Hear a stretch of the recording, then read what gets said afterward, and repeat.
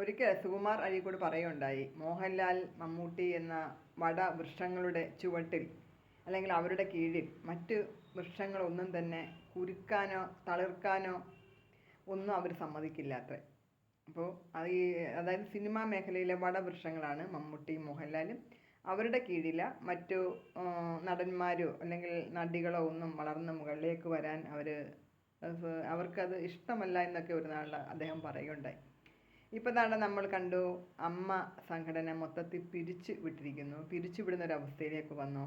ഓരോരുത്തരുടെ നേരെ പരാതികൾ, ലൈംഗിക പരാതികൾ ഒന്നൊന്നായി വന്നുകൊണ്ടേയിരിക്കുന്നു. ഓരോ പ്രമുഖർ അമ്മയിൽ നിന്ന് രാജിവെക്കുന്നു.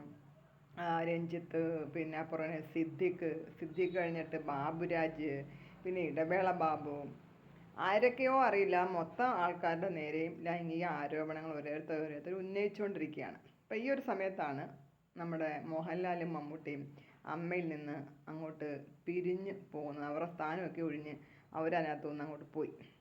അപ്പോൾ ഏതാണ്ട് ഒരുപാട് പേര് ഇതിൽ നിന്ന് വിട്ടുമാറി. എന്നാൽ കുറച്ച് പേര്, അതായത് നമ്മുടെ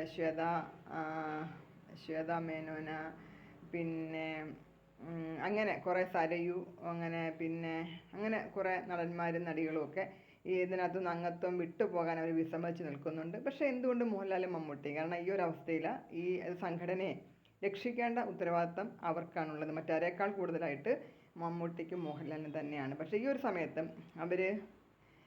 അവർ മുങ്ങിയ കപ്പലിൽ നിന്ന് കപ്പിത്താൻ ഇറങ്ങി പോകും. കാരണം ഒരു കപ്പൽ മുങ്ങുമ്പോൾ അതിലെ യാത്രക്കാരൊക്കെ സുരക്ഷിതമായി രക്ഷിച്ചതിന് ശേഷമേ അവർക്ക് പുറത്തിറങ്ങാൻ പാടുള്ളൂ എന്നാണ്. അപ്പോൾ ടൈറ്റാനിക് കപ്പൽ തന്നെ നമ്മൾ കണ്ടു, അത് മുങ്ങിയ സമയത്ത് അങ്ങനെ കപ്പിത്താനും മറ്റാൾക്കാരും ചേർന്നിട്ട് ബോട്ടുകളെല്ലാം ഇറക്കി കൊടുക്കുന്നു, പരമാവധി ആൾക്കാരെ രക്ഷിക്കുന്നു. ബോട്ടുകൾ തീർന്നപ്പോൾ വെള്ളത്തിൽ താന്നു പോകാതിരിക്കാനുള്ള ഈ ഒരു ഡ്രസ്സ് ഒക്കെ ഇട്ടിട്ട് അവർ വെള്ളത്തിലേക്ക് ഇറക്കുന്നു. അപ്പോൾ പരമാവധി ആൾക്കാരെയൊക്കെ രക്ഷിച്ചതിന് ശേഷം മാത്രമേ കപ്പിത്താനും അതിൻ്റെ മറ്റാൾക്കാർക്കും വെള്ളത്തിലേക്ക് രക്ഷപ്പെടാനുള്ള ആ ഒരു സാഹചര്യമുള്ളൂ. പക്ഷേ ഇപ്പോൾ ഇവിടെ അങ്ങനെയല്ല. കപ്പിത്താൻ തന്നെ ആദ്യം പുറത്ത് ചാടിയിരിക്കുകയാണ് രക്ഷപ്പെടാൻ വേണ്ടിയിട്ട്. കാരണം അവർക്ക് അറിയാമായിരിക്കും ഒരുപക്ഷെ പുറകിൽ തങ്ങളുടെ നേരെ ആരോപണ ശരങ്ങൾ വരാൻ സാധ്യതയുണ്ട്.